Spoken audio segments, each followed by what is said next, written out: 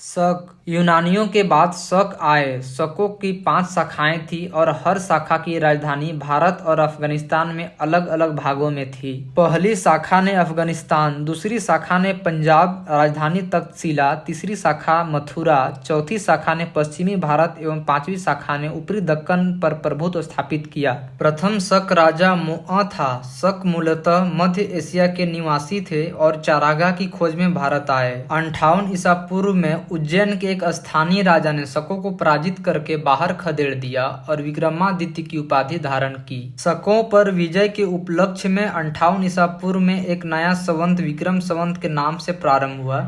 उसी समय के विक्रमादित्य एक लोकप्रिय उपाधि बन गई, जिसकी संख्या भारतीय इतिहास में 14 तक पहुंच गई। गुप्त सम्राट चंद्रगुप्त द्वितीय सबसे अधिक विख्यात विक्रमादित्य था। शकों की अन्य शाखाओं की तुलना में पश्चिम भारत में प्रभुत्व स्थापित करने वाली शाखा ने सबसे लंबे अरसे तक शासन किया। गुजरात में चल रहे समुद्री व्यापार से यह शाखा काफी लाभान्वित हुई और भारी संख्या में चांदी के सिक्के जारी किए। शकों का सबसे प्रतापी शासक रुद्रदामन प्रथम था, जिसका शासन 130 से 150 ईस्वी गुजरात के बड़े भाग पर था। इसने काठियावाड़ की अर्धसूचक सुदर्शन झील मौर्य द्वारा निर्मित का जीर्णोद्धार किया। रुद्रदामन संस्कृत का बड़ा प्रेमी था। उसने ही सबसे पहले विशुद्ध संस्कृत भाषा में लंबा अभिलेख गिरनार अभिलेख जारी किया। इसके पहले के सभी अभिलेख प्राकृत भाषा में रचित थे।